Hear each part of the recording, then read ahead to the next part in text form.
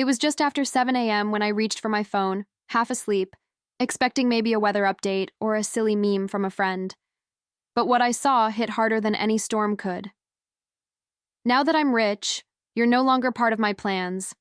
I need someone who fits my new lifestyle. That was it. No conversation, no closure, just a message. Cold, flat, and final. I stared at the screen, thinking it had to be some kind of joke. I was still wearing the pajamas he used to say made me look adorably domestic. Funny how that suddenly wasn't enough. The same room that once held our laughter now felt like a stranger's house. We hadn't fought.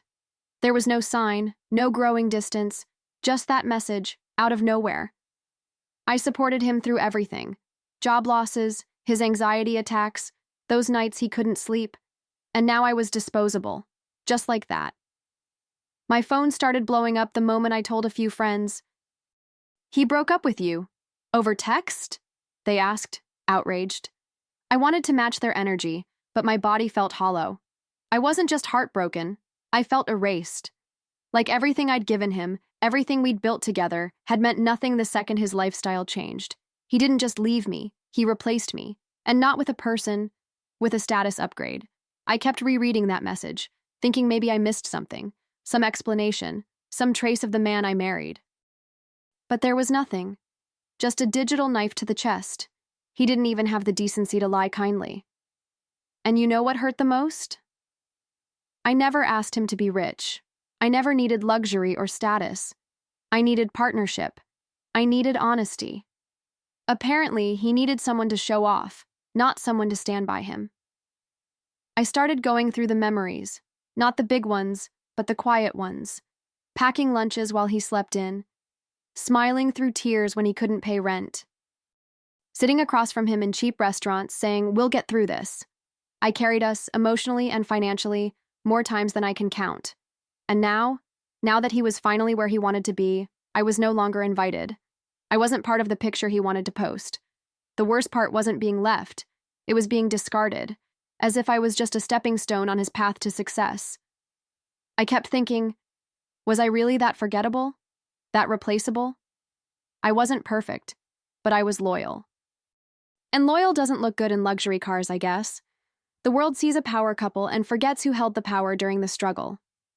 Well, he upgraded his lifestyle, but downgraded his soul. I didn't cry that day, not because it didn't hurt. It did, in ways I can't even explain. But I think part of me went numb, like my brain was trying to shield me from the full impact. I moved through the house like a ghost, surrounded by things we once shared. His shoes by the door, his mug in the sink. Everything looked the same, except for me. I wasn't his wife anymore. I was just a woman left behind. People kept checking in, sending me long texts, calling to make sure I was okay. I appreciated it, really. But how do you explain a heartbreak that wasn't loud, just hollow? No big argument, no final scene, just silence. And a message that split my life in two. I didn't even get a chance to fight for us. He didn't give me that. And somewhere in all that stillness, I knew I would never beg someone to love me. So I stopped reading his message. I stopped replaying the moment I got it, and I started sitting with the one truth I couldn't ignore. He was gone, but I was still here. Broken, yes, but breathing. And breath meant I had something left. He thought he ended the story when he sent that text. What he didn't realize is that he just handed me the pen. At first, I didn't know what to do with myself. Every corner of the house reminded me of what used to be. His cologne still lingered on the coat he left behind, like a ghost refusing to let go. But I wasn't going to live haunted. I gave myself permission to grieve, to cry at odd hours, to skip meals, to not be okay. But only for a while. I told myself, you get 30 days, then you get up. So I started slow, really slow. I'd wake up, open the curtains, make coffee, just to prove to myself that I still had a routine, even if it didn't include him. I took long walks, listened to music I hadn't played in years, let the silence become mine again. I wasn't rushing to feel better. I was learning to sit with the ache without letting it drown me. The pain was still there, but it didn't control me anymore. It became part of my rhythm. One afternoon, I found an old box under the bed, filled with little crafts I used to make when life was simpler. Painted coasters, scented candles, beaded bracelets, things I made to calm my mind when things got too loud. And suddenly that spark, the one I thought he'd crushed, flickered back to life. I didn't know what I was doing yet, but for the first time in weeks, I felt like I was becoming again. I started making things again. Not to sell, not at first, but just to feel useful. My hands needed to move, to create, to heal. It felt good, you know? Sitting at the kitchen table, candles lit, music playing low, just me and my thoughts. No apologies, no compromise. Each bracelet felt like a quiet declaration. I'm still here. I'm still worthy. Somewhere between the threads and beads, I began stitching myself back together. A friend came over one evening and saw what I was making. She picked up a pair of earrings and said, "Lena, people would buy this. Seriously." I laughed it off at first, but later that night, the idea wouldn't let me sleep. So I took a leap. I opened a tiny online store, barely advertised it, and waited. The first sale came in 2 days later, from someone I didn't even know. It felt like the universe whispering, "See, you're not invisible." That first sale changed something in me. Not just because of the money. It was barely anything. But because someone, a complete stranger, saw value in something I made. Not something I did for Marcelo. Not something tied to our past. It was mine. It belonged to the woman I was rediscovering. That quiet strength inside me, it hadn't died. It had just been waiting for space to breathe. I started getting messages from women I'd never met. Women who saw my pieces online and asked about custom orders, gift sets, even workshops. But they weren't just buying jewelry. They were sending messages like, "Your story inspired me," or "I left someone like that too." It wasn't just a shop anymore. It was a quiet rebellion. A reminder that the version of me he walked away from was the very version people now respected. I didn't need to post angry quotes or blast my story on social media for revenge. My work was my story. My healing became my message. There was a strange peace in that, in choosing not to chase what left me, but to build something so whole it didn't miss what was gone. Marcelo was out there living his new lifestyle, and honestly, I hoped he enjoyed it. Because I wasn't building a lifestyle. I was building a life. One with mornings that felt like possibility again, with hands that didn't tremble, but created. With a heart that still believed in purpose, even if it didn't believe in fairy tales anymore. I wasn't unbothered because I didn't feel pain. I was unbothered because I chose not to stay in it. He walked away from something real. And I started planting something that would outgrow even my wildest hopes. It started with one article, a small local feature titled, "From Heartbreak to Handmade, The Woman Who Rebuilt from Scratch." I didn't even know they were writing it until a customer sent me the link. I read it 3 times in disbelief. My story, my name, in print. It felt surreal, like someone had taken all the shattered pieces of me and turned them into a mosaic worth framing. For the first time, I saw myself the way others had started to see me. Strong, creative, resilient. From there, things moved fast. More orders, interview requests, collaborations I never imagined. Every time I looked at my growing wait list, I thought back to that morning, the one when I got his message. He left thinking he was walking into a better life, and here I was, building mine with both hands, no shortcuts, no someone else's money. Just me, showing up every single day, making beauty out of what was almost ruin. I didn't talk about Marcelo publicly. I didn't need to. People read between the lines. They saw the story in the details, the woman who was left behind and decided to rise anyway. That's the part that stuck with people. Not the betrayal, but the rebuild. I became something he never expected, admired. Not just for surviving, but for creating something so real, so hers, that even strangers felt proud of me. What no one saw was how hard I worked behind the scenes. Late nights fulfilling orders with aching wrists, early mornings drafting packaging ideas over coffee. I learned things I never thought I'd need to know. shipping logistics, website coding, wholesale contracts. Every obstacle became a lesson, every mistake a notch in my growth. And somewhere in that chaos, I stopped thinking about Marcelo. Not out of spite, just irrelevance. But life has a strange way of circling back. One of my clients tagged me in a post. She was wearing my earrings at an event Marcelo also happened to attend. He saw it. I know he did because 2 days later, I saw his name flash across my screen.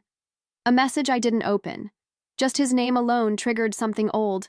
Not pain, not anger. Just a reminder of how far I'd come. The woman he left no longer existed. And honestly, I didn't miss her. My friends joked, "He's watching you glow up and choke on regret." Maybe. But that wasn't what drove me. I wasn't building a life to make him jealous. I was building a life that made me proud to wake up in. There's a different kind of power in not reacting, in knowing someone once tried to break you, and now you're too far ahead for their words to even reach. He used to be the center of my world. Now, he was background noise. I started getting invited to panels and networking events, rooms I never imagined myself in. Women would walk up to me, eyes shining, saying things like, "You reminded me I could start over too." And that meant more than any paycheck ever could. It wasn't just about business anymore. It was about belonging, being seen. And not for who I had been with him, but for who I had become without him. Sometimes I'd catch myself thinking, would he even recognize me now? Not just the way I dressed or how I carried myself, but the peace in my face, the quiet confidence in my voice. I no longer looked like someone waiting to be chosen. I looked like someone who had already chosen herself. The irony? He left in search of someone who could match his new status. Meanwhile, I had grown into a woman who outshined it. And yet, I never went looking for him. Didn't scroll through his life, didn't ask friends about updates. I had no interest in the version of me who would have needed to compare. The truth was simple. I had risen. Quietly. Fully. Without asking permission. And he never saw it coming. Not because I was hiding, but because he never bothered to look deeper. That was about to change. The invitation came in a cream envelope with gold lettering. Elegant, understated. A gala for women entrepreneurs, hosted at one of the most exclusive venues in the city. I almost didn't go. Not because I didn't feel worthy, but because I didn't need the spotlight to validate me anymore. But something nudged me. Not spite. Something quieter. Curiosity, maybe. The kind that says, go see the world you built. Go own it. I walked in wearing a dress that made me feel like a force. Not flashy, just powerful. The kind of confidence money can't buy, and men like Marcelo don't see coming. The room sparkled with success stories. Women who rebuilt, redefined, reclaimed.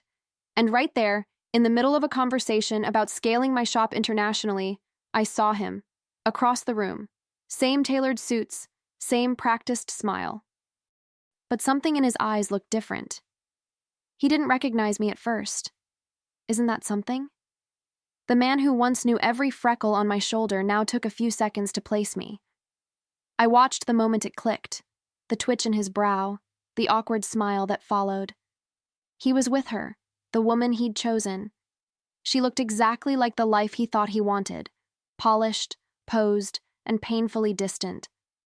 I didn't feel rage. I felt confirmation. He made his way over, like someone stepping into a memory they're not sure they belong in anymore. "You look different," he said, his voice unsure, eyes darting like he didn't know where to land. I smiled, not to be polite, but because I meant it. "I am," I said. "I match my status now." He blinked, and for a moment I saw the weight of those words hit him. Not because they were sharp, because they were true. There was so much I could have said. About the nights I cried alone. About the way he left like I was luggage too heavy to carry into his new life. But I didn't. I didn't need to. My presence was the closure. My success was the punctuation. He stood there in silence, trying to fill the air with small talk. But the silence between us said more than words ever could. This was not a reunion. It was a reckoning. She hovered nearby, the new woman, clearly uncomfortable, as if she felt the shift in power without understanding why. And in that moment, I realized something. He hadn't upgraded. He had settled. He traded a partner for a prop, a woman he could show off, not build with. And I had become someone no man could simply plan around. I didn't just survive being discarded, I turned it into my introduction. As he stood there, fumbling for words, I glanced around the room.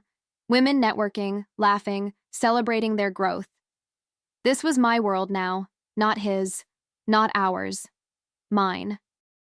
And I realized he didn't belong in it, not because he wasn't welcome, but because he had removed himself the moment he chose status over substance. He was a tourist in the life I had fought to build, and he knew it. He looked like he wanted to say something meaningful, something that could undo the damage. But there are no do-overs in stories like mine, just chapters. And this one was closing without a dramatic ending. I nodded politely, turned back to the group I'd been speaking with, and just like that, he became background again. Not an enemy, not even a regret, just irrelevant. What he never understood was that you don't measure a woman by what she survives. You measure her by what she creates afterward. And I had created a life he couldn't afford to enter. He searched for a woman to match his wealth. I became a woman who made her own. And as the cameras flashed and glasses clinked around me, I wasn't thinking about him at all. I never responded to the messages he sent after the gala. There were 3 of them, each one a little longer, a little more desperate, like he was suddenly remembering what he had let go. But I didn't need to read them. I already knew the story. He left, thinking I was holding him back. Now he wanted a piece of what he didn't help build. That's not how my life worked anymore. I had stopped accepting crumbs the day I learned to bake my own bread. My days were full, and not just with business.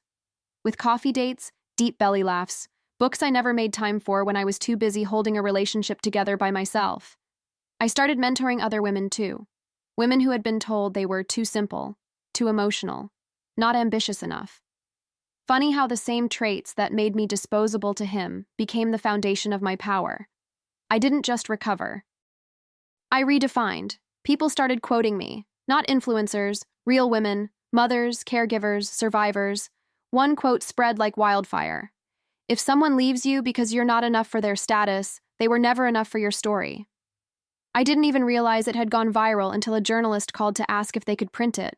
And there it was. Printed, posted, shared. My truth, in my own words. No bitterness, just clarity. Sometimes people ask me if I ever wanted to get back at him. If I dreamed of revenge, something dramatic, something public. But honestly, no. What would be the point? He has to live with the truth, that he walked away from a woman who turned heartbreak into purpose. That's a burden I never had to carry. And that in itself is justice. I didn't burn bridges. I just stopped waiting at the ones he abandoned. I don't flinch when I hear his name now. It holds no power, no sting. Just a dull reminder of a lesson well learned. There's a kind of peace that comes when you stop needing closure from the person who hurt you. I gave myself the closure. I gave myself everything. And that's something no apology, no message, no regret can rewrite. I didn't rise to prove him wrong.